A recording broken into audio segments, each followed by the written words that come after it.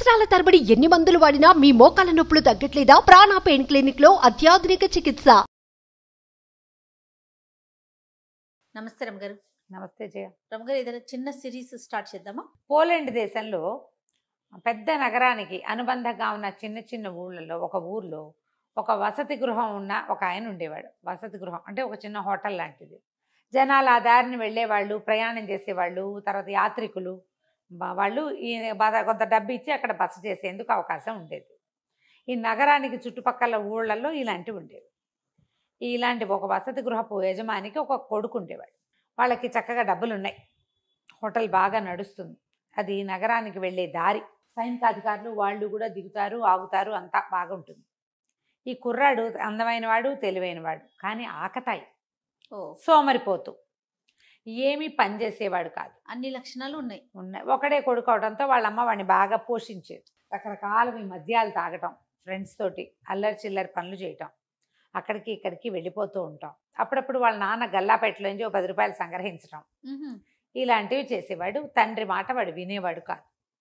ఈ ఒక్క పిల్లాడు అవడంతో తల్లి కొంచెం వెనకేసుకొచ్చేది. అప్పటి కాలంలో ఏంటంటే కుర్రాళ్ళు సైన్యంలో చేరటం అనేది ఒక రివాజు. రాజుగారి సైన్యంలో చేరటం, కోటలో పనిచేయటం, కొంతకాలం అయ్యాక రిటైర్మెంట్ ఇచ్చేసేవాళ్ళు. అప్పుడు కొంత డబ్బు ఇచ్చి పంపించేవాళ్ళు. స్వచ్ఛందంగా సైన్యంలో చేరతామని వెళ్తే ఉద్యోగాల్లోకి తీసుకునేవాళ్ళు. మిగిలిన వాళ్ళు వ్యాపారాలు అవి చేసుకునేవాళ్ళు. తర్వాత కుమ్మరి వృత్తులు ఉండేవి, వృత్తులు చేసుకునేవాళ్ళు. సైన్యంలో చేరటానికి ఏ వృత్తి వాడైనా అర్హుడే. కుర్రాడు వాళ్ళ నాన్న పంపించాలి, పిల్లాడు వెళ్ళాలి. పిల్లాడు నేను వెళ్ళనన్నా నాన్న వెళ్ళమన్నాడు అనుకో, తండ్రులకి సర్వాధికారాలు ఉండేవి పిల్లల మీద. కొడుకు ప్రాణాల మీద, నా కొడుకు నేను చంపుకున్నానంటే కోర్టు కేసు ఉండేది కాదు. నా కొడుకు మాట వెళ్ళలేదు, కొట్టి చంపేసా అన్నాడు అనుకో నాన్న, అలాగా అనేవాళ్ళు, అంతే. ఏం అడిగేవాళ్ళు కాదు. అంత సర్వాధికారాలు తండ్రులకు ఉండేవి. తండ్రి సైన్యంలోకి పంపాలంటే 5 మగపిల్లలు ఉంటే 5 పంపేవాడు. తల్లికి కూడా కాదనేందుకు అవకాశం లేదు. వాళ్ళ కాలము, వాళ్ళ దేశము అలాంటివి. ఈయన ఒకరోజు విసుగు పుట్టిపోయింది ఈ సైమన్ వాళ్ళ నాన్నకి. ఏం చేశాడు, సైనికుల దుస్తులు ఒక జత తెప్పించి వాడికి బట్టలు తొడిగించి చేతికో ఈటిచ్చి నగరానికి వెళ్ళిపో, తిరిగి చూసావా చంపేస్తానన్నాడు. ఈ బల్లెం ఇచ్చి నువ్వు పో, వెళ్ళి రాజుగారి దగ్గర గస్తీ భట్టుడుగా ఉండమని పంపేశాడు. తిరిగి వస్తే చంపుతానన్నాడు. నాన్న మాట కాదనడానికి వీళ్ళు అల్లరి చిల్లరగా ఇక్కడ ఎంతైనా తిరగచ్చు. ఆయన వెళ్ళిపోన్నాడు, వెళ్ళిపోవడమే. సరే ఇంట్లో నుంచి పంపిస్తే తల్లి ఏడిచింది, కానీ మనవాడు పోయి రాజుగారి దగ్గరికి చేరాడు. నగరానికి చేరాక ఒక గస్తీ భట్టుడుగా చేరాడు. అక్కడ ఏం చేస్తాడు, ఏదో చిన్న జీతం వస్తుంది. అక్కడ కూడా వాడు పనికిమాలిన వెధవలందరినీ చేర్చి తాగటం అలా చేసేవాడు. ఒక వృద్ధ భట్టుడి ఇంట్లో బస చేసేవాడు. బస చేసి ఏమన్నాడు, చిచ్చి నాకు ఈ ఊరేం బాగోలేదు, మా ఊరే చాలా హాయిగా ఉంది, తిన్నంత తిండి, రకరకాల సారాయిలు, హాయిగా ఫ్రెండ్స్తో గప్పాలు కొడుతూ తిరగచ్చు, ఈ ఊళ్ళో ఏమీ బాగోలేదు, డబ్బులు లేవు ఖర్చు పెట్టుకోవడానికి అని గోలు పెట్టేవాడు. ఆ భట్టుడు వాడి ఈ కుర్రాడిని చూసి ఆయన సరదాకి ఆయన ఏమన్నాడంటే, ఒరే ఏముందిరా, ఓ పని చెయ్యి, మీ నాన్నకు ఒక ఉత్తరం రాయి, నాకు ఇక్కడ ఉద్యోగం బాగా కుదిరింది, నన్ను జమీదారుగా ప్రమోషన్ ఇచ్చారు, ఇక్కడ అందరికీ పార్టీ ఇవ్వాలి, డబ్బులు పంపించమను మీ నాన్నని అనగానే వీడికి మంచి ఐడియా తట్టింది. నాన్నకు ఉత్తరం రాశాడు. నాన్న నేను ఉద్యోగంలో చేరా 3 నెలలు అయింది కదా, 4 నెలల్లో జమీదారుగా నా బాధ్యతను గమనించి ఉద్యోగం ఇచ్చారు, ప్రమోషన్ వచ్చింది, ఇక్కడ చాలామంది స్నేహితులు అందరూ పార్టీ అడుగుతున్నారు, నా జీతం నాకే సరిపోతుంది అనగానే వాళ్ళ నాన్న సంతోషించి కొడుకు ప్రయోజకుడయ్యాడని డబ్బులు పంపాడు. ఆ డబ్బులతో వీడు ఒక వెలిగాడు కొన్నాళ్ళ దాకా. తర్వాత ఏం చేశాడు, వాడికి ఐడియా తెలిసిందిగా, నేను సుబేదారుని అయ్యా నాన్న అని మళ్ళీ 6 నెలలకు ఉత్తరం రాశాడు. మళ్ళీ నాన్న డబ్బులు పంపించాడు. జమీదారు సుబేదారు అయిన తర్వాత సైనికాధికారి అవ్వాలి. సరే ఇంక ఏం చేయాలో ఆలోచించి ఏం చేశాడు, చివరికి డబ్బులు కావాలి వీడికి. వీడికి వాడి ఫ్రెండ్స్ అంతా పార్టీలు అడుగుతారు, బయటికి వెళ్ళాలి, ఎక్కడికైనా తినాలి, తాగాలి, ఆడేయాలి, అందుకని నేను సైనికాధికారిని అయ్యాను అని ఉత్తరం రాసేశాడు. వాళ్ళ నాన్న డబ్బులు పుచ్చుకున్నవాడు కూడా, మనవాడు ఇంత తరక్కీ చేస్తే ఎన్ని ప్రమోషన్లు వస్తే మనం కంటితో చూడాలి కదా, వెళ్ళి పద వెళ్దామని పెళ్ళాన్ని బయలుదేరి బండి వేసుకుని బయలుదేరారు. వాళ్ళ ఊళ్ళోకి వచ్చిన రోజున ఒక పెద్ద సైనిక కవాతు జరుగుతోంది. సైనిక కవాతు అంటే ఇక ఆ సైనికులంతా ఇలా నడిచి వెళ్తున్నారనమాట. రాజుగారు వెళ్తుంటే రాజుగారి ముందు మొత్తం సైన్యం అంతా, ఇప్పుడు మనకు కూడా ఉన్నాయిగా సైనిక కవాతు, సైనిక వందనాలు, ఇవేవో జరుగుతాయి. పాత పద్ధతులే కదా, పేర్లు మార్పు అంతే. అంటే అవన్నీ ఇంగ్లీష్వి. మీరు ఒక్కొక్కటి కొన్ని విషయాలు చెప్తుంటే ఇప్పుడు మనం ఫాలో అవుతుంటాం, కానీ అవన్నీ ఒకప్పుడు ఉన్నవే కదా. బ్రిటిష్ కల్చర్ అది. సైనిక వందనాలు అవన్నీ వాళ్ళవే. అయితే ఈ వెళ్తూ ఉంటే వీళ్ళు అక్కడ నిలబడి అదంతా చూశారు. అమ్మా నాన్న బండి దిగి కొడుకు కనిపించలే, వెతుకుతున్నారు. సైనికాధికారులు అంటే ప్రత్యేకమైన దుస్తులు ఉంటాయి వాళ్ళకి తెలుసు. ఇప్పుడు డెసిగ్నేషన్ కానిస్టేబుల్కి, ఎస్ఐకి, సిఐకి మనకి డిఫరెన్స్ తెలుస్తాయి. ఐజీ బట్టలు అవి వేరుగా ఉంటాయి. యూనిఫామ్స్ తెలుసు వీళ్ళకి. సైనికాధికారులు చాలామంది కనబడతారు, అందులో సైమన్ లేడు. ఆయన ఏం చేశాడు, అక్కడ నుంచున్న భట్టుడిని ఎవరినో, అబ్బాయి సైనికాధికారి సైమన్ కనపడ్డేమిటో అని అడిగాడు. సైమనా, ఆ పేరుతో అధికారులు ఎవరు లేరండి చెప్పేశారు అన్నాడు. అనేసరికి ఉన్నారోయ్, సైమన్ సైనికాధికారి అయ్యాడు 10 రోజులు 20 రోజుల క్రితమే, ఉత్తరం కూడా వచ్చింది మాకు అన్నాడు. అనేసరికి లేడండి, ఆ పేరుతో గస్తీ భట్టుడు ఒకడు ఉండాలి, ఫలానా ఊరు నుంచి వచ్చిన వాడు అని చెప్పేసి. ఈయనకు అర్థమైపోయింది, హాతేరి ఇంత అబద్ధం చెప్తాడా, ఇంత పరువు తీస్తాడా అని చెప్పి వాడు ఎక్కడ బస చేశాడో అక్కడికి పరిగెత్తాడు. పరిగెత్తి కొడుకు చెండా లెక్క తీశాడు, పట్టుకున్నాడు. చిత్రవధ చేస్తాను నిన్ను, నీ వల్ల నేను ఊళ్ళో అందరి ముందు పరువు పోగొట్టుకుంటా. ఇప్పుడు నిన్ను తీసుకెళ్తే నువ్వు గస్తీ పట్టాడు, నువ్వు జమీదారు అయ్యావు, సుబేదారు అయ్యావు, సైనికాధికారి అయ్యావు అని నేను వచ్చిన వాళ్ళందరికీ చెప్పుకుంటుంటే సైనికాధికారిగా చచ్చిపోయాడని చెప్తా అని చెప్పేసి కొడుకుని పట్టేసుకున్నాడు. తల్లి బతిమలాడింది, కొట్టండి, శిక్షించండి, చంపద్దు అని. ఆయన ఒప్పుకోలే. నువ్వు పెళ్ళానివి, నోరు మూసు పడు, తండ్రి నేను, వీడిని చంపే హక్కు ఉంది నాకు అని చెప్పి వాడిని కాళ్ళు చేతులు కట్టేసి బండిలో వెనకాల పడేసుకుని మొగుడు పెళ్ళాం బండి ఎక్కేసరికి వృద్ధ భట్టుడు వీడికి పిచ్చి సలహా ఇచ్చి దొంగ మాటలతో డబ్బులు తెప్పించుకునే ఉపాయం చెప్పాడు కదా. ఇదంతా ఇలా తన వల్లే జరిగింది, వీడు డబ్బు కోసం ఇంత పని చేశాడని పాపం వాడిని ఎలాగైనా తప్పించాలని ఆ బండి వెనకాల ఇంకో బండి వేసుకెళ్ళి వాళ్ళు ఎక్కడో ఆగితే నిదానంగా బండిలో ప్రవేశించి కట్లు కోసేసి తప్పించి ఒరే నాయన నువ్వు ఇంటికి వెళ్ళామంటే మీ నాన్న చంపేస్తాడు, మరి మీ నాన్నకే హక్కు, రాజు కూడా నీ మీద హక్కేం లేదు, ప్రజల మీద తండ్రుల హక్కులే ఉంటాయి, పారిపో నువ్వు ఎక్కడికైనా, నీ బతుకు జీవుడాన్ని బతకమన్నాడు. వీడికి కూడా ఫ్రీడమ్ వచ్చేసింది. నాన్న చెప్పాడని సిటీకి వచ్చాడు, సిటీ నుంచి తండ్రికి ఉత్తరం రాసి తీరాలి. ఇప్పుడు ఎక్కడికో పారిపోతే ఎవరికి ఉత్తరం జవాబుదారీ? హాయిగా బాగుందని ఫ్రీడమ్ దొరికేసిందని బయటికి వెళ్ళిపోయాడు. పారిపోయి ఈ నగరాన్ని దాటి వెళ్ళిపోయి చక్కగా ఆ ఊర్లో ఈ ఊర్లో తిరుగుతూ ఎవరో ఫ్లూట్ వాయించే విద్వాంసుడు ఇంటి దగ్గర కొద్ది రోజులుండి పిల్లని గ్రోవి ఊదటం నేర్చుకుని కులాసాగా పిల్లని గ్రోవి ఊదుకుంటూ తిరిగేవాడు.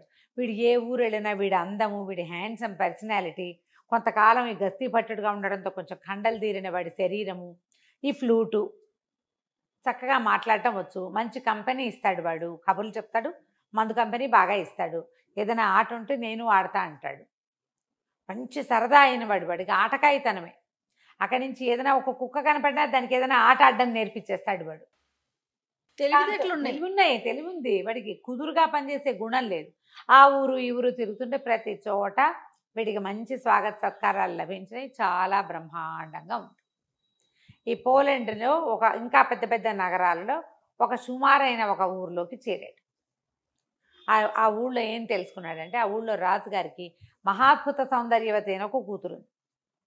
కాకపోతే ఆయన వాడి తండ్రి పరమ దుర్మార్గుడట, పిల్ల తాత మామూలు వాడు కాదు. ఆయన ఒక పెద్ద రాజమహల్ కట్టాడు. ఆ ఊళ్ళో ఉన్న ఎంతమంది ఉసురో పోసుకున్నాడు. రాజులు కొంతమంది క్రూరులుగా ఉంటారు కదా, మహాక్రూరుడు వాడు. అయితే ఏమైంది, రాజమహల్ కట్టిన తర్వాత ఈ రాజకుమార్తె పుట్టిన తర్వాత ఆయన చచ్చిపోయి ఏం చేశాడు, దయ్యం అయ్యి ఆ మహల్ని పట్టాడు. అయ్యో, ఆ మహల్లో విపరీతాలు జరిగాయి. దాంతో ఈ రాజుగారు, ప్రస్తుతం ఉన్న రాజుగారు కూతురుతో సహా మహల్ని విడిచి ఇంకో చిన్న రాజమహల్ కట్టుకుని అందులో ఉన్నాడు. అయితే ఆ పిల్ల జాతకంలో ఏముందంటే ఈ పిల్లని వివాహం చేసుకునేవాడు ఈ మహల్లో ఉన్న దయ్యాన్ని విడిపించగలిగిన వాడవుతాడని ఉంది. ఎవడైతే దయ్యాన్ని పోగొడతాడో వాడే ఈ పిల్లకి మొగుడు అని. వాళ్ళు ఈ జాతకాలు కూడా నమ్ముతారు ఇంగ్లీష్ వాళ్ళు. అదే దాంతో ఆ పిల్లకి ఏ పెళ్లి సంబంధము రాలే. పిల్ల అందానికి వ్యామోహపడి వస్తారు, దాంతో కబుర్లు చెప్తారు కానీ పెళ్లి చేసుకోరు ఎవరు. ఎందుకంటే ముందు దయ్యం జోలికి వెళ్ళాలి. కొంతమంది యువకులు ఈ అమ్మాయి సౌందర్యం పట్ల ఆకర్షితులై వెళ్ళిన వాళ్ళు వెళ్ళినట్టే అందులోనే ఉండిపోయారు, ఎవడు బయటికి రాల, ఎవ్వరూ రాలా బయటికి. ఎవరు ఇంకా మొదట ఒక 5-6 వెళ్ళారు, ఒక 6 నెలల గ్యాప్తో 2-3 వెళ్ళారు. వెళ్ళిన 5-6 2-3 గోవిందా మొత్తం మీద 12 మంది పోయారు, రాలేదు. ఇక అమ్మాయికి పెళ్లి సంబంధాలే రావట్ల. పిల్ల దుఃఖంగా దీనంగా ఏడుపు గొట్టుగా ఉండేది. కానీ పాపం తలనొప్పి అమ్మాయికి ఎప్పుడు ఏడుపుతోటి. ఈ ఊళ్ళో అందరూ చెప్పారు, సరే అదంతా తెలుసుకొని తను ఏమనుకున్నాడు, ఓసారి వెళ్ళి ఆ పిల్లని చూద్దాం అనుకున్నాడు. ఈ కుర్రాడికి చిన్నప్పటి నుంచి సైమన్కి ఒక వీరోచిత కార్యం చేయాలని ఉండేది. ఇప్పుడు ఈ పిల్ల అందగత్తి కదా, ఆ దయ్యాన్ని పారద్రోలి ఈ పిల్లని చేసుకుంటే సూపర్గా ఉంటుంది కదా, మంచి సెటిల్మెంట్. సెటిల్మెంట్ గొప్ప. అందుకని వాడేం చేశాడు, ఈ రాజుగారి భవనానికి ముందున్న ఒక పార్క్కి బయట బెంచీలు ఉంటాయి, వాకర్స్ పార్క్ ఒకటి ఉంది, అక్కడ కూర్చుని ఫ్లూట్ వాయించడం మొదలుపెట్టాడు పొద్దున్నే. ఆ అమ్మాయి రాత్రంతా ఏడ్చి రాకుమారితే తెల్లవారుజామున ఎప్పుడో పడుకుంది. రాత్రి తల పట్టేయదు, తెల్లారేసరికి అటా నిద్రమోహంతో లేస్తే చక్కటి భూపాల రాగం లాంటి ఒక మంచి మార్నింగ్ గ్లోరీ వినిపిస్తుంది అనమాట. మన వాళ్ళు భూపాల రాగాలు వాయిస్తారు, పొద్దున్నే మార్నింగ్ గ్లోరీ వాయిస్తున్నాడు వాడు. ఆ ట్యూన్కి ఆ అమ్మాయి చాలా రిలాక్స్ అయిపోయింది. ఎంత బాగుంది సంగీతం, ఎంతో బాగుందని గబగబా తండ్రి దగ్గరికి వెళ్ళి, నాన్న ఎవరో ఫ్లూట్ వాయిస్తున్నారు, మన భవనంలో కాదు బయట ఎక్కడో, వాడెవడో పిలిపించినాడు, నా తలనొప్పి తగ్గిపోయింది అన్న పొద్దున్నే అనగా ఆయన సంతోషించాడు. పిల్ల పాపం పొద్దున్నే ఫ్రెష్గా లేచి తలనొప్పి లేదు తగ్గిపోయింది అనేసరికల్లా ఆయన ఆనందంతో గబగబా వరే ఎవర్రా వాడు ఎవరినో పిలుచుకురంటారు అన్నాడు. పిలుచుకొచ్చేసరికల్లా ఆ అబ్బాయి లోపలికి వచ్చాడు. ఏది బాబు ఇందాక వాయిస్తున్నావు మళ్ళీ వాయించంటే ఫ్లూట్ వాయించాడు. ఆ అమ్మాయి నాన్న ఎంత బాగుందో, మన దగ్గరే ఉంచుకుందా నాన్న, రోజు వింటాను, తలనొప్పి తగ్గిపోతుంది అని అనేసరికల్లా రాజుగారు అడిగాడు, బాబు మా దగ్గర ఉంటావా రాజభవనంలో, మా అమ్మాయికి అసలే తలనొప్పి అనేసరికల్లా తప్పకుండా నేను అలాంటి ఉద్దేశంతో వచ్చాను అన్నాడు. అనేసరికల్లా యువరానికి ఎందుకండి తలనొప్పి అని అడిగాడు. ఏం చెప్పాను నాయన మా కష్టాలు అని మా నాన్నగారు అనగా, నేను విన్నానండి అదంతా, ఇంత చక్కగా ఉన్న రాకుమార్తెకి ఈ కష్టమేమిటి, అదే కదా మీరు ఇంత అద్భుతమైన వ్యక్తి, మీలాంటి వాళ్ళకి రావాల్సిన కష్టం కాదు, ఆ దయ్యాన్ని వదలగొట్టి ఈ అమ్మాయిని నేను పెళ్లి చేసుకుంటానండి అన్నాడు. అనేసరికల్లా పిల్ల కొంచెం సంతోషం వచ్చింది కానీ భయం వేసింది. ఇప్పటికి 12 మంది పోయారు, ఫ్లూట్ వాయించే వాడిని చెడగొట్టుకుంటే ఎట్లా అని కొంచెం బెంగపెట్టుకుంది. తండ్రికి కళ్ళు ఆర్పింది వద్దని, ఫ్లూట్ అయినా ఉంటుంది కదా అని. ఆయనేమో వద్దునైనా చక్కగా అందంగా ఉన్న ఒక కుర్రవాడివి, మా నాన్నగారు అసలు సహజంగానే దుర్మార్గుడు, దయ్యమయ్యాక ఇంకా క్రూరుడైపోయాడు, 12 మంది పొట్టలు పెట్టుకున్నాడు, నువ్వు లక్షణంగా ఉన్నావు, ఏ తల్లిగిన బిడ్డవో, వండునైనా వద్దునైనా అంటే, కాదండి మీకేం భయం లేదు నేను చూస్తా కదా అని చెప్పి ఒప్పించాడు. నేను చిన్నప్పుడు చాలా చేశా ఇలాంటివి అన్నాడు. ఆయన మాత్రం ఏం చేస్తాడు, ఎవరో ఒకళ్ళు పిల్ల పెళ్ళి అవుతుందని ఆశ, అంతేగా తండ్రిగా. సరే అక్కడి నుంచి ఏం చేశారు, మర్నాడు బండెక్కిచ్చారు. ఆ పూట సాయంకాలం అట్లా బండెక్కిచ్చి పంపించారు. రాజభవనం పైన ఇట్లా కొండ మీద ఎత్తుగా ఉంది, వీళ్ళు కింద ఇల్లు కట్టుకున్నారు, పెద్ద ఇల్లు. బండివాడి తీసిపోయి దింపాడు. వాడు మంచి హుషారుగా వెళ్ళి తాళం తీసుకొని లోపల పోయి కూర్చున్నాడు. చీకటి పడేసరి కల్లా ఆ లోపలంతా దుమ్ము, పెద్ద మందిరం, అన్ని పరదాలు, పెద్ద పెద్ద చిత్తరువులు, బంగారంతో చేసిన కొన్ని విగ్రహాలు, దీపపు కుందులు, క్యాండిల్స్ అన్నమాట, క్యాండిల్ స్టాండ్స్, అద్దాలు, ఎంత బాగుందో కళాత్మకంగా. వాళ్ళు అంతా దుమ్ము. వీడేం చేశాడు, జేబురుమాలతో ఓ చోట దుమ్ము దులుపుకొని ఓ కుర్చీలో కాలు మీద కాలేసి కూర్చుని, అక్కడ ఒక పక్కన లైబ్రరీ కూడా ఉంది, పోయి ఓ పుస్తకం తెచ్చుకున్నాడు. దాని మీద కూర్చొని పుస్తకం చదువుకోవటం మొదలుపెట్టాడు. చీకటి పడేసరికి లోపలికి ఒక నల్లటి వికృతాకారం ఒకటి వచ్చింది, పొడుగ్గా ఉంది, పెద్ద బవిరిగడ్డం, కళ్ళు మాత్రం జ్యోతుల్లాగా ఉన్నాయి, ఎంత నలుపో, కారు నలుపు. ఓ లోపలికి వస్తూనే వీడిని చూసి, ఎవడరా నువ్వు, అసలు నా పేరు చెప్తేనే జనాలు హడిలిపోతారు, నా ఇంట్లోకి వచ్చి నేను కూర్చునే కుర్చీలో కూర్చున్నావు అంటే, వీడేమన్నాడు, ఏముందండి పెద్ద ఖాళీగా ఉంది ఇల్లు, ఎక్కడ కూర్చుంటే ఏమిటి,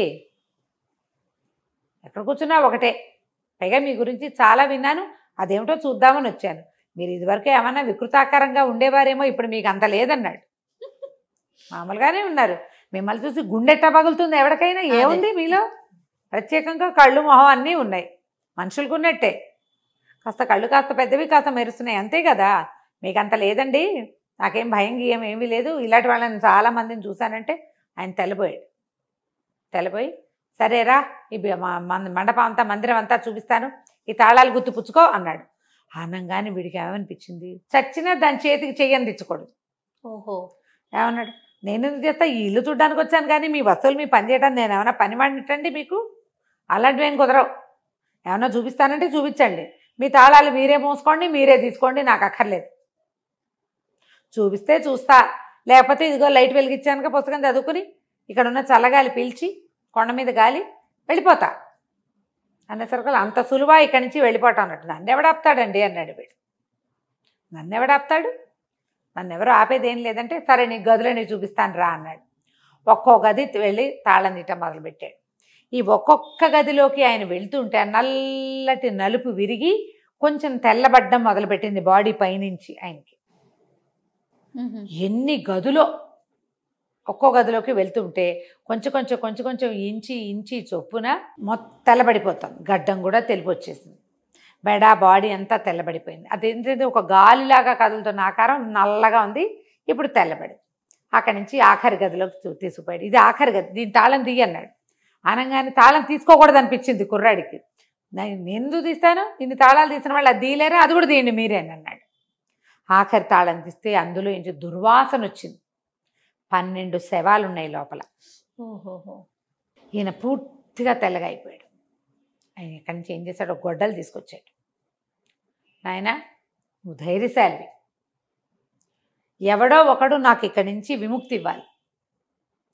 ఈ గొడ్డలు తీసుకో, నా మెడ కొట్టేసి ఒక దెబ్బ నన్ను కొట్టేయాలి. నన్ను కొట్టలేక నన్ను చూసి భయపడి నాకు ఆ వికృతాకారాన్ని తెచ్చారు వీళ్ళంతా. ఒక్క దెబ్బ కొట్టావా నేను వెళ్ళిపోతా, నా దారిని నేను. ఈ భవనంలో ఇంకా నాదేం ఉండదు, నా కొడుకు వచ్చి రాజ్యం చేసుకోవచ్చు, నువ్వు కావాలంటే నా మనవరాలని పెళ్లి చేసుకోవచ్చు అంటే వీడు ఆలోచించకుండా ఆ చేతుల నుంచి వెండి గొడ్డలు తీసుకుని పటామని మెడ ఎగర కొట్టేశాడు. ఎప్పుడైతే ఈ మెడ ఎగిరిపోయిందో ఆ శరీరానిలో నుంచి ఒక చిన్న పిచ్చిక బయటకు వచ్చి తుర్రుమంటే ఎగిరిపోయింది. ఎగిరిపోయేసరికల్లా వీడు ఏం చేశాడు, ఆ గొడ్డలు అక్కడ వారేసి ఆ వాసన వస్తున్న తలుపు మూసేసి ఆ తాళాలు తీశాడుగా, ఆ తాళాలు గుర్తు చేత్తపుచ్చుకుని వచ్చి హాల్లో పడుకున్నాడు. అర్ధరాత్రి ఎక్కడికి వెళ్తాడు, తెల్లవారి బండివాడు వచ్చేసరికల్లా అన్ని తలుపులు తీసున్నాయి. కుర్రాడు బయటకు వచ్చాడు. రాజుగారు కూడా పరిగెత్తుకొచ్చాడు, ఏమైనా అయిపోయాడేమో వీడని. ఆయన ఆశ్చర్యపడి, ఓరిని నువ్వు భలేవాడివిరా అని అక్కడి నుంచి తీసుకెళ్లారు.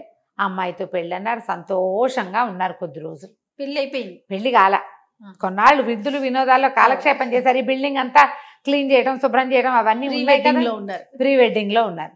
అక్కడి నుంచి కుర్రాడు అన్నాడు, నేను చాలా సంవత్సరాలు అయిపోయింది, నేను మీ ఇంట్లో నుంచి వచ్చేసాను, 2-3 ఏళ్ళు అయిపోయింది, మరి మా అమ్మ నాన్నని చూసి రావాలి, నేను వెళ్ళి తీసుకొస్తా పెళ్ళికి, నేను ఒక్కడనే కొడుకుని అని చెప్పాడు. చెప్పేసరికల్లా సరే వీళ్ళు ఏమన్నారు, యువరాణి అంది, నువ్వు వెళ్ళిపోయి మళ్ళీ రాపోతే అంది, ఏం కాదు గడువు పెడతా 15 రోజులు 24 రోజులు, నేను రాపోతే నువ్వు రా, నువ్వు వచ్చి ఇదిగో ఇది దారి, మా ఊరిది, పోలాండ్ మధ్యలో నుంచి ఇట్లా వెళ్ళాలని దారి మ్యాప్ అన్నీ గీసిచ్చాడు. తండ్రి పేరు, ఊరి పేరు, ఊళ్ళో పెద్దవాళ్ళ పేర్లు, అన్ని పేర్లు రాసిచ్చాడు. వాడేమో అబద్ధం చెప్పటల్లా. అక్కడి నుంచి కుర్రాడితో పాటు మంది మార్బలం బయలుదేరారు కొంతమంది. మరి రాకుమారుడు అయ్యాడు కదా, రాజకుమార్తెకి భర్త. మంది మార్బలం బయలుదేరేసి తీసి కొన్ని గుర్రాలు, కొంత డబ్బు, మరి పనివాళ్ళు 15-20 మంది దాకా బయలుదేరారు. గుర్రాలు వేసుకుని వెళ్ళటం మొదలుపెట్టారు. వాడు నెలల తరబడి ఆ ఊరు ఈ ఊరు దాటుకుంటూ ఇక్కడికి వచ్చాడు. మరి వెళ్ళాలంటే అంత సమయం పడుతుంది కదా. పోలాండ్ రాజుగారి కజిన్ బ్రదర్ ఈ రాజుగారు. ఓహో. రాజు రాణి ఉన్నారు ఇక్కడ. అక్కడి నుంచి కుర్రాడు బయలుదేరేసరికల్లా ఏమైంది, ఒక అడవి దారి పట్టారు. అడవి దారి పడితే అడవి దారిలో ఒక సత్రం ఉంది. సత్రం ఎవరండి, సత్రం యజమాని కనుక్కున్నాడు, మీరెవరు, ఎక్కడి నుంచి వెళ్తున్నారు, ఏం చేస్తున్నారు అని అన్నీ అనుకుని దొంగల దారి బాబు ఇటు వచ్చారంటే మాకేం భయం లేదు, సైనిక పటాలం ఉంది, 20 మంది ఉన్నారు, నేను స్వయంగా వీరుణ్ణి, నేను ఏమైనా చేయగలను, డామిడేయమని చెప్పాడు మన కుర్రాడు. చెప్పిన తర్వాత ఏమైంది, అర్ధరాత్రి అయింది. ఇది సత్రం యజమాని దారి దోపిడీ దొంగలకి ఫ్రెండ్. ఓహో. అసలు దారి దోపిడీ దొంగలు ఉండే సత్రం అది. ఎక్కువగా వాళ్ళకే అది ఆవాసంగా ఉంటుంది. వాళ్ళు కొట్టుకొచ్చినవి వీళ్ళకి వాటా ఇస్తారు. వాడేం చేశాడు, ఆ దోపిడీ దొంగలకు కబురు చేశాడు. ఒక చిన్న పటాలం 20-25 మంది సైనికులు ఉన్నారు, ఒక కుర్రాడు ఉన్నాడు, రేచులా ఉన్నాడు, కానీ వీళ్ళ దగ్గర బోల్డు డబ్బు ఉంది, నగలు నాణ్యాలు చాలా ఉన్నాయి, గుర్రాలు ఉన్నాయని కబురు చేసేసరికల్లా వీళ్ళు సుష్టుగా తిని పడుకున్నారు. వీళ్ళకేం తెలుసు, సత్రం కదా అనుకున్నారు. వీళ్ళు నిద్రలో ఉండగా దారి దోపిడీ దొంగలు వచ్చి పడిపోయారు. పడిపోయి ఈ 15-20 మందిని హతమార్చేశారు.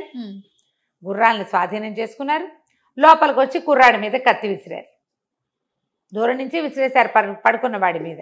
వాళ్ళకేం ఫైటింగ్ చేసే ఉద్దేశం లేదు, దెబ్బ తగలలేదు, కానీ వీడి చేతికి గుచ్చుకుంది. వాడికి తెలిసిపోయింది ఎవరో వచ్చారని. తీరా వాడికి ఏం అర్థమైంది, బయట ఏమి సద్దు లేదంటే 20 మంది పోయారనమాట. ఇప్పుడు తను కదిలితే వాళ్ళు 50 మంది ఉన్నారు, తను వేసేస్తారు.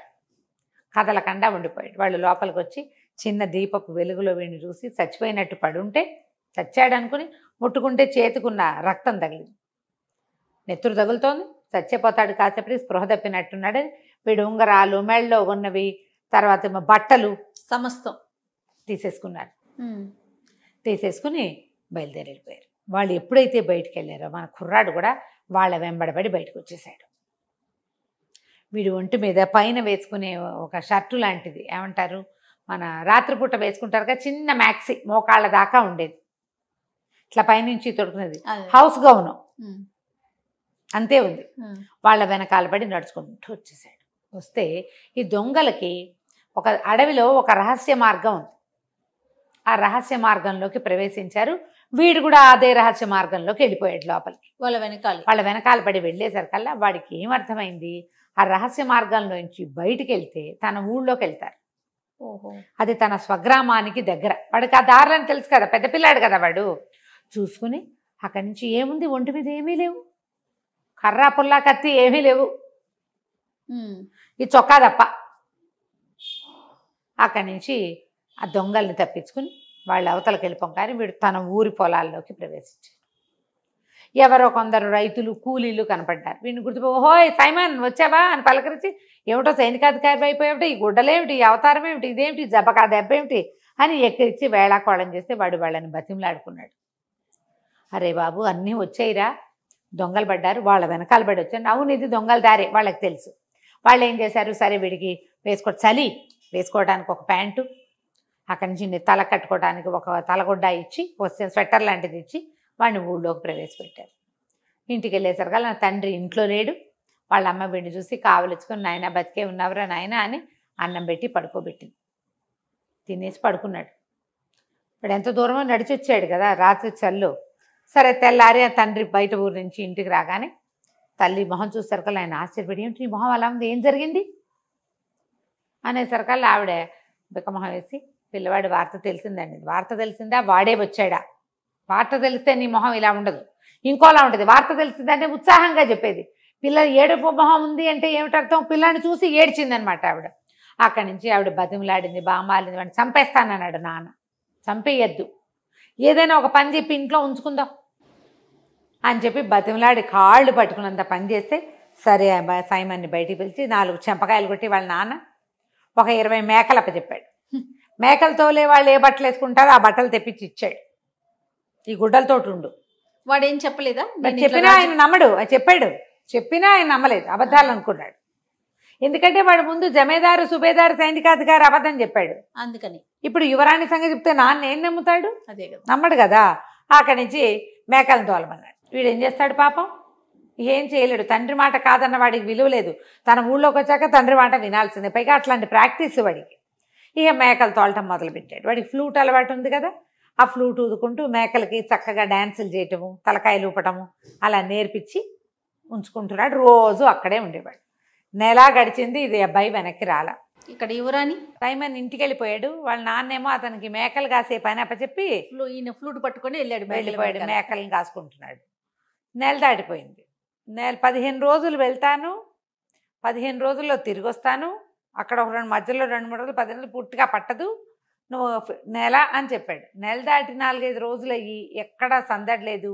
ఊరు చివరి నుంచి ఏదైనా మనుషులు వస్తున్న సౌండ్ వస్తే కబురు వస్తుంది. అవునవును. ఏమీ రాపోయేసరికల్లా రాకుమార్తెంది, నాన్న ఎట్లాగో అడ్రస్ చెప్పాడు, అక్కడ ఏం సమస్య అయిందో, వాళ్ళ అమ్మకో నాన్నకో బాగులేదో ఏంటోనే వెళ్తానని. రాజుగారు కూతురు ప్రేమికుడు, ఏముంది సైన్యం ఉంటుంది, అమ్మాయి వెళ్ళొస్తుంది, అత్తారిల్లు చూసి వస్తుంది. వాడంతటా వాడు దయ్యాన్ని పారద్రోలి రాకుమార్తెగా మొగుడయ్యే అర్హత సంపాదించుకున్న వాడి కోసం ఆ మాత్రం చెయ్యొచ్చు కదా అని నాన్న కూతుర్ని ఒక పటాలం ఇచ్చి పంపించారు. సైన్యము దాసదాసి గణంతో రాకుమార్తె తన తాలూకు ఒరిజినల్ అటైర్ తోటి తన చక్కగా అలంకరించుకుని బయలుదేరి ఒక 4 రోజులు 3 రోజుల్లో ప్రయాణం చేసి అడవిలోకి చేరారు. కొంత ప్రయాణం చేసి అడవి మధ్యలోకి వచ్చారు. వీళ్ళు ఇంతకుముందు సైమన్ని ఎక్కడైతే విడిది చేశాడో తన 20-25 మందితోటి అక్కడికి వచ్చారు. వచ్చేసరికల్లా అంతకుముందు వచ్చిన వాళ్ళు 25 మంది అయితే వీళ్ళు ఇంచుమించుగా 50 మంది. ఒక 7-8 మంది దాసీలు అమ్మాయికి. అమ్మాయి చూస్తే కుర్రాడు మగపిల్లాడు ఏం పెట్టుకుంటాడు, ఏదో గొలుసేసుకుని 4 ఉంగరాలు పెట్టుకుని కొంచెం టపటపలాడే బట్టలు వేసుకుంటాడు. అమ్మడికి పైనుంచి కింద దాకా అంతా అలంకారమే. రాకుమార్తె మళ్ళీ. రాకుమార్తె దానికి తోడు. ఆ సత్రం యజమానికి పిచ్చ సరదా వచ్చేసింది. అయ్యో బాబోయ్ ఎన్ని నగలు! ఆ పని వాళ్ళు కూడా నగలు పెట్టుకున్నారు వాళ్ళు దుంపదేగా. ఆ. సైనిక పటాలం అంతకుముందు వచ్చిన వాళ్ళు ఊరికే సహాయానికి వచ్చిన సైనికులు, వీళ్ళు రాకుమార్తె వెనకాలండే మంది మార్బలం, వీళ్ళంతా గ్రాండ్ పార్టీ. వీడు కాస్త ఆ దొంగలకి దారి దోపిడీ దొంగలకి కబురు చేశాయి. కబురు చేస్తే ఏమైంది, సాబురు వెళ్ళింది. సాయంకాలం అయ్యేసరికల్లా రాకుమార్తె ఏం చేసింది, ఆ సత్రం యజమాని భార్యని దా మాతో పాటు కూర్చో, మాతో పాటు టీ తీసుకుంది, కానీ చాలా ఆదరంగా పిలిచింది. ఆ సత్రం యజమాని భార్యకి జాలేసింది. అయ్యో పాపం బంగారు తల్లి, రాకుమార్తెలు ఎవరైనా ఇట్లా దారిపోయే వాళ్ళని రా నాతో టీ దాగంటారా అనరు. దీనికి మంచి మాట చెప్పాలని, ఓ ఏమా తల్లి, మా ఆయన దొంగవాడు, దారిదోపిడి దొంగలకు స్నేహితుడు, అసలు ఇక్కడ విడిది చేసే వాళ్ళే ఇట్లా మీలాగా వచ్చేవాళ్ళు చాలా తక్కువ, వచ్చిన వాళ్ళు వచ్చినట్టు వీళ్ళు నిర్మూలించేస్తారు.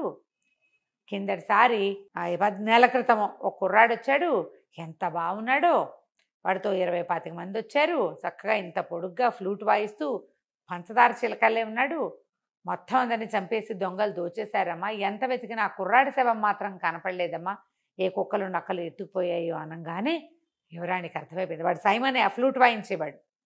ఈవిడేమన్నా నువ్వేం కంగారు పడకు, నేను హ్యాండిల్ చేస్తానని ఈ సైనికుల్ని, రాత్రి వీళ్ళేంటి పగలల్లా ప్రయాణం చేసి వచ్చారు ఎండల్లోనూ, అక్కడ ఈ రాత్రి శుభ్రంగా తింటే పడుకుంటారు ఒళ్ళు తెలియక, సేఫ్ ప్లేస్లో ఉన్నామని బయటికి వెళ్ళి సైనికులు 50 మందికి, ఒరే ఎవ్వరూ నిద్రపోవద్దు, తక్కువ తినండి, ఆహారం కూడా వీళ్ళు పెట్టినవి తినద్దు, తిన్నామని చెప్పి బయట పారేయండి, రెడీగా అటెంటివ్గా ఉండండి, ఆడాళ్ళని కూడా తినేవాళ్ళ. వాళ్ళు పెట్టింది తను కూడా రాత్రి భోజనం తింటే పడుకునేందుకు ఏం కలుపుతారో అందులో, వీళ్ళు లోపల ప్రయాణంలోకి తెచ్చుకున్నటువంటి రొట్టెలు వెన్న తినేసి మాట్లాడకుండా కూర్చున్నాడు, నిద్రపోయినట్టు నటించారు. ఇట్లా దొంగలు లోపలికి అని రావటం ఏమిటి, 50 మంది, వాళ్ళు 20-25 మంది వచ్చారు. లాస్ట్ టైం చాలామంది వచ్చి చిన్న పటాలం ఉంది, వీళ్ళేమో నిద్రపోయేవాడిని ఏం చేయొచ్చు, ఈజీ కదా. మొత్తం అంతా తిరగబడి మీదబడి సత్రం యజమాని కూడా మెడ నరికేశారు. వచ్చిన వాళ్ళందరూ పోయారు, వాళ్ళ గుర్రాలు మిగిలినాయి, యజమాని పడిపోయాడు. అక్కడి నుంచి తెల్లవారంగానే తట్టబుట్ట సర్దుకున్నారు. ఆ యజమానురాలికి ఈ శవాలన్నీ అప్పచెప్పి ఓ 4 దోసెళ్ళ ధనం ఇచ్చి, మరి మీద పడ్డప్పుడు చంపక తప్పలేదమ్మా, పోన్లేమ్మా దుర్మార్గుడు పోతే పోయాడు, ఎంతమందినో చంపి పాపం మూట కట్టుకున్నాడు అంటుంది ఆవిడ. వచ్చేటప్పుడు మళ్ళీ విడిది చేస్తామని, ఇక్కడ ఎవరినైనా పెట్టి నిన్ను మాతో నమ్మకస్తురాలుగా ఉంచుకుంటామని మాటిచ్చి బయలుదేరి వెళ్ళిపోయారు. ఇక అమ్మాయికి ముందు మ్యాప్ గీసి ఇచ్చాడు, తనేమో 1 రోజులో వెళ్ళిపోయాడు. ఈ రహస్య దారి, అడవి దొంగలు వెళ్తున్నటువంటి అది అడవి దారిలో రహస్య దారి గుండా తన ఊరికి సింపుల్గా వెళ్ళిపోయాడు సైమన్. వీళ్ళకి టైం పట్టింది, వాడు అప్పుడే తెలుసుకున్నాడు ఆ దారి. వీళ్ళు గీసి ఇచ్చిన మ్యాప్ ప్రకారం నిదానంగా ప్రయాణం చేసుకుంటూ రాకుమార్తె అలసిపోకుండా ఆ ఊరు తీసుకుపోయారు. తీసుకెళ్తే దూరం నుంచి సైనిక పటాలం వస్తుంటే మనవాడు మేకలు కాసుకుంటున్నాడు. ఎప్పుడైతే ఆ పతాకాలు కనపడ్డాయో రాకుమార్తె తన కోసం వచ్చేస్తుందని తెలిసిపోయింది వాడికి. ఆ పతాకాలు యువరాణికి ఒక రకం, రాజుకు ఒక రకము ఉంటాయి. చిన్న బ్యాండు, తక్కువ మంది జనము, తర్వాత ఏమో ఇలా స్త్రీలు వస్తున్న సంకేతము తెలియగాని వీడేం చేశాడు, తన దగ్గర 20 మేకలు ఉన్నాయిగా, ఆ మేకల కాళ్ళకి మెళ్ళోను పువ్వుల దండలు కట్టాడు. పువ్వుల దండలు కట్టి అక్కడ సైనిక కవాతులు ఉంటాయి నగరాల్లో, మేకలతోటి కవాతు చేయించాడు సైమన్. ఫ్లూట్ వాయిస్తూ ఆ మేకలు 20ని ఆవిడకి ఎదురుగుండా, ఆ వస్తున్న పటాలానికి ఎదురుగుండా వెళ్తే అందరూ నవ్వలేక పడి తెచ్చారు. మేకలు చేసే కవాతులు చూసి అవి తలకాయ లుపుతూ కాళ్ళు నేల మీద కొడుతూ నడుస్తూ వస్తూ ఉంటే గొప్ప సరదా వచ్చింది. యువరాణి దిగి పరిగెత్తుకొచ్చింది. ఏంటి ఇట్లా చేసావు, ఏమైపోయావు అంటే, ఇగో ఇలా జరిగింది, మాకు తెలియలేదు, ఒక దొంగదారిని గుండా వచ్చేసాను, కానీ నాకు బయటకు వచ్చే వీలు లేకపోయింది, మా నాన్న చండశాసనుడు, సరే నేను రాకపోతే నువ్వే వస్తావులే అని స్థిమితంగా ఉన్నాను అని చెప్పాడు. చెప్తే అమ్మాయి ఏమంది, సరే వెళ్ళిపోదాం, మీ నాన్నకి చెప్పు ఉండాల్సింది కదండి, మా నాన్న చెప్పినా నమ్మడు, అంతకుముందు నేను అబద్ధాలు చెప్పున్నా కదా అనేసరికి సరేనంది యువరాణి. అక్కడి నుంచి సైమన్ మేకలు తోలుకుని ఈవిడ తన గుర్రాలతో సహా చేరారు అక్కడికి. వాళ్ళ నాన్న నడిపిస్తున్నటువంటి, ఏమంటారు దాన్ని, మన ఆహారశాల లాంటిది ఏదో ఒకటి, చిన్న హోటల్ లాంటిది. అక్కడికి వెళ్ళేసరికల్లా ఈ రాజకుమార్తె తెలిసిపోతుందిగా, ఊళ్ళో అందరికీ తెలిసిపోయింది. ఆయన వచ్చి వీడికి వందనం చేశాడు. చేసేసరికల్లా ఏమిటి ఇటు వచ్చారంటే, నేను నీ దగ్గర ఉంటాను అన్నది. అంటే మీకోసం పెద్దవాళ్ళు ఉండటానికి ఇంకా పెద్ద పెద్ద హోటల్స్ ఉన్నాయంటే కాదు కాదు, నాకు ఇదే నచ్చింది, మీ చిన్న మోటల్లే నచ్చింది, నేను ఇక్కడే ఉంటాను. అక్కడి నుంచి ఈ మేకలు కాసే అబ్బాయి, వీడు నాకు చాలా ఇష్టం, మా నాన్న దగ్గర పనిచేశాడు ఇది వరకు, వాడిని నాకు సహాయంగా పెట్టమని అనేసరికి ఆయన అన్నాడు, ఇంకా నయం, వీడికి బుద్ధి లేదమ్మా, ఆకతాయి వాడు అసలు సరైన వాడు కానే కాదు, అబద్ధాలు చెప్తాడు, పిచ్చిగుడలు వాడును, వాడెందుకమ్మా అన్నాడు. కాదు కాదు, మా నాన్న దగ్గర పనిచేశాడు కదా, ఫ్లూట్ వాయిస్తాడు, నాకు బాగా తెలుసు, నాతోటే అట్టు పెట్టుకుంటాను. ఇంకేం చేసేదేం లేక ఆ మేకలు కాసే తన కొడుకుని కూడా వీళ్ళతో పాటు పైన ఉన్న హోటల్లో ఒక ఫ్లోర్ అంతా ఖాళీ చేయించి ఒక ఫ్లోర్ రాకుమార్తెకి ఇచ్చాడు. వీళ్ళిద్దరు బాగా కబుర్లు చెప్పుకున్నారు. తెల్లవారి పొద్దున యువరాణి దిగొచ్చింది. దాంతోపాటుగా సైనికాధికారి దుస్తులు ధరించిన సైమన్ కూడా దిగొచ్చాడు. వీళ్ళ నాన్న గుర్తుపట్టలేదు వాడిని. గుర్తుపట్టక ఆవిడకో వందనం ఈయనకో వందనం చేశాడు. ఆ అమ్మాయి పక్కపక్క నవ్వుతూ, ఏంటండి మీ అబ్బాయిని గుర్తుపట్టరా మీరు అని అనేసరికల్లా ఆయన నిర్ఘాంతపోయి చూసి, ఎందుకు గుర్తుపట్టినమ్మా, ఈయన కొంచెం మా అబ్బాయిలాగా ఉన్నాడు కానీ మా అబ్బాయి ఎప్పటికీ సైనికాధికారి కాలేడండి అన్నాడు. అనేసరికల్లా వాడు, నాన్న నేనే నాన్న అన్నాడు. ఆయన ఆశ్చర్యపోయాడు. అట్లా ఎట్లా అయ్యావురా, పోలాండ్ నగరంలో ఉన్నవాడివి, ఈవిడ ఈ నగరానికి ఎలా వెళ్ళావు, ఎట్లా సైనికాధికారి అయ్యావంటే అప్పుడు రాకుమార్తె, మీ అబ్బాయి వల్లే మా రాజ్యానికి పట్టిన పీడ విరగడైంది, మా తాత దయ్యం వదిలి మా భవనం మాకు చేజిక్కింది, మేమిద్దరం వివాహం చేసుకోవాలనుకున్నాం, మా అమ్మా నాన్న కావాలన్నాడని పంపించాను అనేసరికి వీడు జరిగిందంతా చెప్పాడు. అంతకుముందు తల్లికి చెప్పాడు, తల్లి అంతా నమ్మింది, తండ్రి చచ్చిన నమ్మల, వీడు అన్ని అబద్ధాలు అంటాడు ఆయన. అదేలే, చిన్న వెధవ, వీడు ఎలాగ దయ్యాన్ని వదిలిస్తాడు, వీడు ఎట్లా దొంగల నుంచి తప్పించుకొస్తాడు, ఆయన నమ్మకం లేదు అబ్బాయి మీద. ఆయన చాలా ఆశ్చర్యపోయాడు, చాలా సంతోషించాడు. తర్వాత అందరూ కలిసి ఈ అమ్మాయి తాలూకు రాజకుమార్తె తాలూకు నగరానికి వెళ్ళిపోయారు. చక్కగా వివాహం చేసుకుని ఆ చిన్న నగరానికి రాజై ఎంతో కాలం సైమన్ సంతోషంగా రాజ్యాన్ని పరిపాలించాడు. కథ కంచికి మనం ఇంటికి. సూపర్. నమస్తే రమ్య గారు. నమస్తే.